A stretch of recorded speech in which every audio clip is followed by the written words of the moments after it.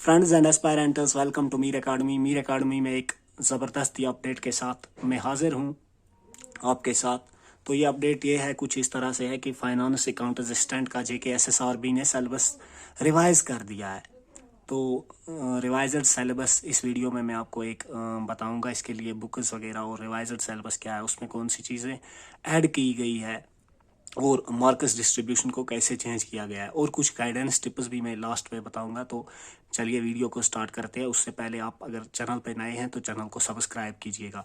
तो देखिए फ्रेंड्स, इससे पहले बहुत सारे एस्पायरेंट्स ने फाइनेंस अकाउंट असिस्टेंट का एग्ज़ाम दिया है, जिसकी अभी अभी जनरल मेरिट लिस्ट भी आ गया है। लेकिन अब जो फाइनेंस अकाउंट असिस्टेंट के 900 प्लस पोस्ट्स आए हैं SSRB की तरफ से, जिसके फॉर्म्स अभी आपको अप्लाई करना है, जिसके लिए 1 जनवरी 2021 से। तो उसका सिलेबस पहले ख्याल किया जा रहा था कि PA यानी पंचायत अकाउंट असिस्टेंट की ही तरह सेम ही होगा या कुछ उसमें चेंजेस होंगी। लेकिन फिर SSRB ने एडवर्टीजमेंट के एक हफ्ते बाद लगभग फाइनेंस अकाउंट असिस्टेंट का सिलेबस निकाला। थोड़ी सी चेंजेस लाई थी मार्कस डिस्ट्रीब्यूशन को लेकर, और इक्का दुक्का टॉपिक्स ही सिलेबस के उन्होंने स्किप किए थे। बाकी सिलेबस सेम था। हाँ, मार्कस डिस्ट्रीब्यूशन में चेंज की गई थी। लेकिन कल यानी 30 दिसंबर को JKSSRB ने सिलेबस फिर से एक बार रिवाइज कर दिया है अच्छी तरह से, और मार्कस डिस्ट्रीब्यूशन भी चेंज कर दिया और कुछ नए टॉपिक्स भी इंट्रोड्यूस किया है। लेकिन नए टॉपिक्स के लिए साथ साथ आपको एक चीज़ और परेशानी है कि आपको पढ़ना डीप है।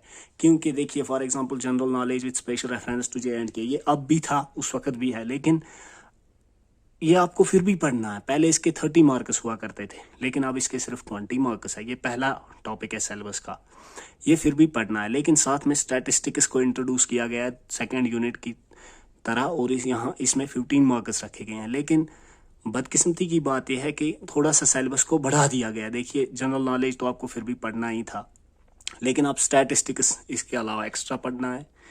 उसके बाद थर्ड चैप्टर जो है जनरल इकोनॉमिक्स, इसके 15 मार्क्स रखे गए हैं। इसके पहले 30 मार्क्स थे, लेकिन इस बार 15 ही रखे गए हैं।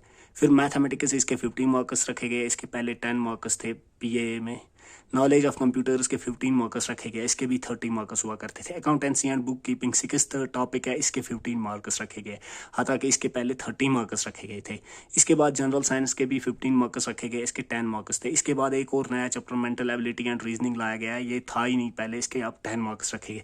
यानी स्टैटिस्टिक्स और मेंटल एबिलिटी एंड रीजनिंग, ये 2 टॉपिक्स नए लाए गए। इस तरह कुल मिलाकर 8 टॉपिक्स होते हैं, पहले सिर्फ 6 टॉपिक्स हुआ करते। तो प्रॉब्लम क्या है, देखिए, पहले वाले टॉपिक्स आपको फिर भी पढ़ने हैं अगर इनके मार्क्स कम हुए फिर भी, क्योंकि सिलेबस इनमें जो है जितना है, चाहे वो चेंज हुआ है क्या, तो लेकिन सिलेबस ये आपको पढ़ने ही पढ़ने। इसके अलावा स्टैटिस्टिक्स और मेंटल एबिलिटी एंड रीजनिंग पढ़नी है। यानी अब आपको थोड़ा सा और सीरियस लेना है एग्ज़ाम। लेकिन बात क्या है, इसमें अब कौन कौन से टॉपिक्स है, देखिए यहाँ पे मैं वो लिखता, लेकिन चूंकि लिखने में थोड़ा टाइम ज़्यादा लगता है, और बेटर रहता है कि आप JKSSB की ऑफिशियल वेबसाइट से नए सिलेबस को पूरा ही डाउनलोड कीजिएगा। तो इसके बाद मैं आपको बताता हूँ book general knowledge with special reference to JNK। इसके लिए आप JNK की जनरल नॉलेज के लिए कोई भी बुक ला सकते हैं मार्केट से, लेकिन बुक लाते वक्त किसी फ्रेंड के साथ आप मशवरा कर लीजिएगा। आप देखिएगा मार्केट में बहुत सारी बुक्स है, तो आप अच्छी बुक खरीदिएगा जिससे आपको समझ आए। बुक लेने से पहले आप अच्छी तरीके से सोचें, किसी से पूछें।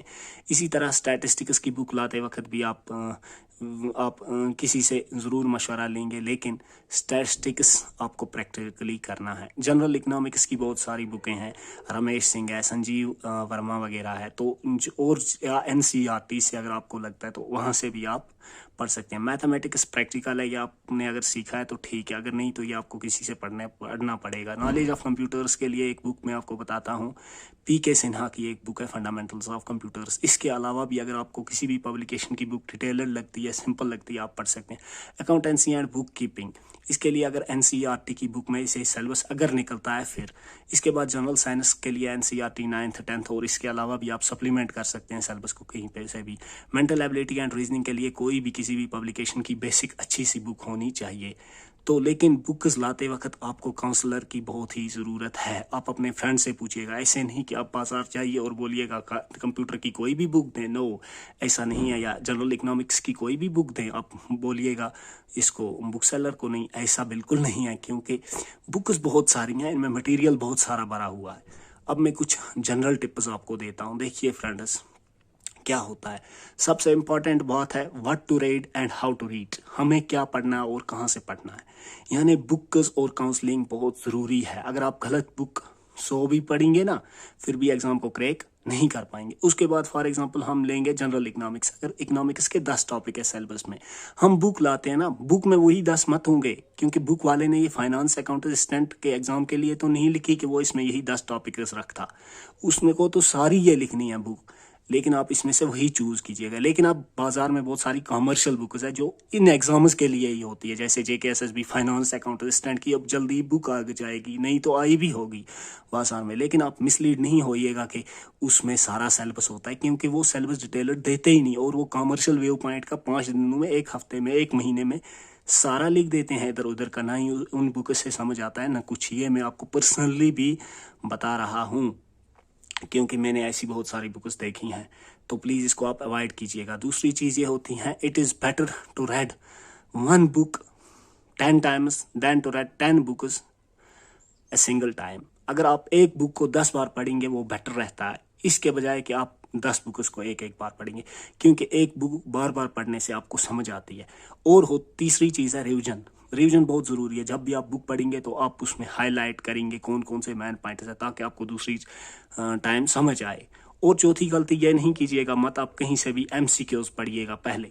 जब तक बेसिक अंडरस्टैंडिंग ना हो किसी भी सब्जेक्ट की, तब तक MCQ मल्टीपल चॉइस क्वेश्चंस या क्विज मत उठाइएगा। जब आपको बेसिक अंडरस्टैंडिंग होगी, बुक्स पढ़ेंगे, कहीं से भी अच्छी तरीके से पढ़ेंगे किसी भी सोर्स से, उसके बाद लास्ट पे MCQs उठाइएगा, क्योंकि फिर MCQs याद भी रहते हैं। फिर अगर आपको मैं क्विज मैं पूछूंगा या कोई भी क्वेश्चन, तो आपको समझ आ जाएगा कि क्वेश्चन किस टॉपिक के रिलेटेड है, क्वेश्चन में क्या है। अगर आप आंसर गलत भी करोगे, वैसे फिर आंसर आपको गलत करने के चांसेस ही कम हो जाते हैं जब आप बुक पढ़ोगे।